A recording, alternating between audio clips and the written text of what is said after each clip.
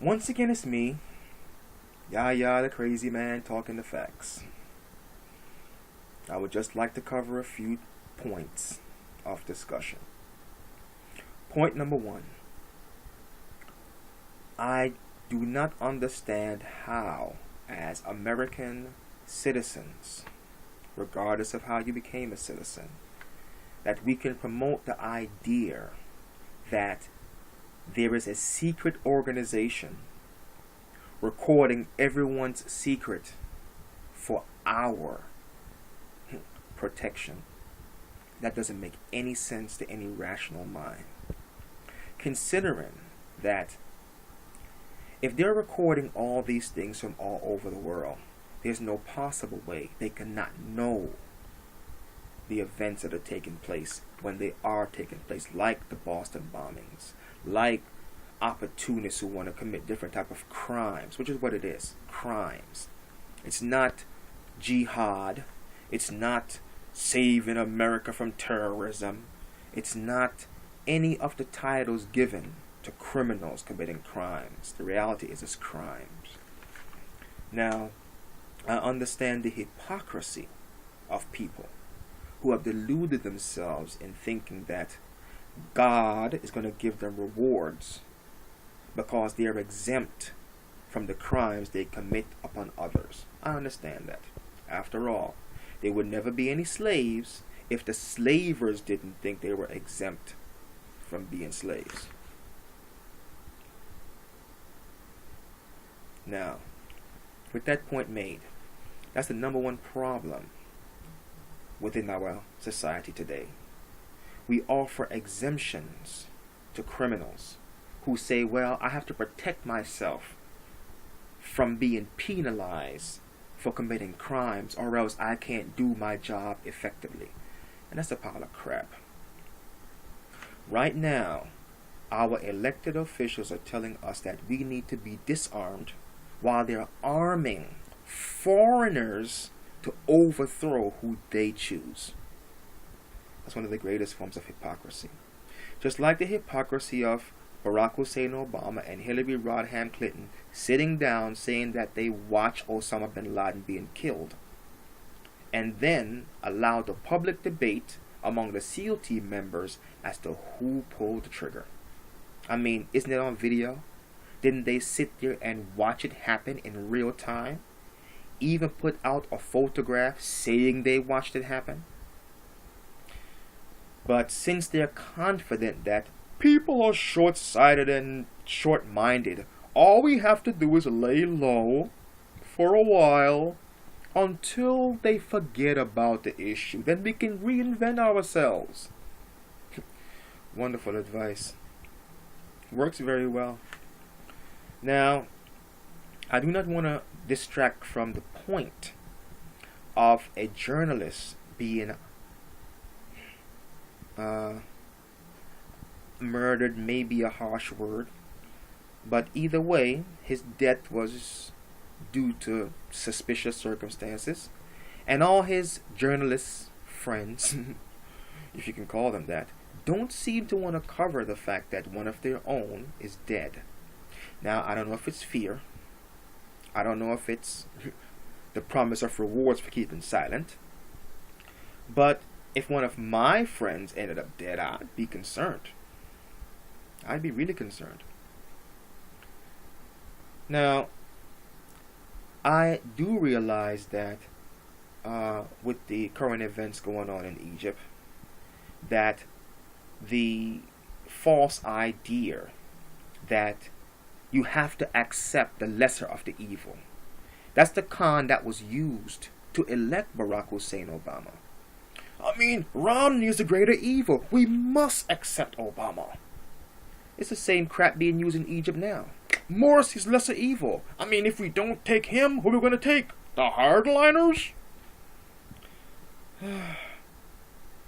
Well, this con is just, fading out. People are getting sick of the lies. After all, isn't the liar worse than the thief? Anyway, I would also, not to forget, I would also like to thank Jay-Z If opportunists like you weren't willing to jump out in the middle of a war you clearly don't understand and promote the falsehood that Barack Hussein Obama is such a great hero that you can go to Cuba and somehow have new rap songs with preconditioned sale to get platinum rewards. My theme is still the same. Jay-Z is a flea there for hire. And Obama's still a motherfucking liar. So do if you want a war with the traitors, motherfucker. Just don't balk. Make it happen, motherfucker. Cowards seem to think they can buy lives and sing rap song about who paying what and how violent they can get. Well, do I look like Nas, nigga? Anyway, not to digress from the fleas, but to get back to the point. There is a war, and this war is being waged upon our freedom, upon our mind, upon these opportunist pastors who are still taking cash and promises of grandeur. Oh, God says, don't drink the spirit. Until the opportunists want to make profit, then you can drink as much alcohol as you want. God said gays are going to hell. Till opportunists need the vote, then Jesus loved gays. I mean, it's really the people's fault. Because if they would simply take responsibility for themselves and understand that if hell is for the hypocrites, how in the world do you expect to gain any form of a paradise? And that's the great understanding that most Muslims don't seem to understand. That's why I love the teachings of Muhammad. Because Muhammad points out, the Quran will be a testament for you or against you. So imagine, if you have decided, in the name of Allah, you will break the cross and kill the pigs, and with Jesus' help, you will enforce Islam across the world. Just remember, as you do, so will be done to you. So when I think of Muhammad crying, I understand he cried for all the hypocrites because he knew if you desire to impose a hypocrisy upon others, surely you can accept it for yourselves. That's why the mu'mineen, those who truly believe that there is a source, a conscious source to all life, understand you will only find what you build with your deeds. So the Quran will be a testament for or against you. When you acknowledge that you can never impose will because of divine right, but rather acquire what you desire through your actions and deeds. What you want for others, you should want for yourself. If it's not good enough for you, then you definitely should not be imposing it upon others. That's the true reality of faith in the source of life. So that's why all the hypocrites are in the houses of worship. So I'm grateful for Jesus' lesson, Muhammad's lesson, Abraham's lesson, which most people don't know because the Vatican keep changing it every couple of centuries. I laugh at the hypocrites. And I'm patient. Just like in this wonderful republic, people support the idea of locking up people indefinitely because they believe they're exempt. Yes, throw them in Gitmo and leave them there forever. Till Obama says, and we can do this to Americans. And they say, oh shit! Not us! Just like the drones. Yes, bomb them from the skies! Till Obama says, well, we can use drones in America. Then, oh shit, drones are so evil! But that's the wonderful reality of the consequence of hypocrisy. That's why the law of Moses worked so well. Eye for an eye, tooth for a tooth, and life for a life.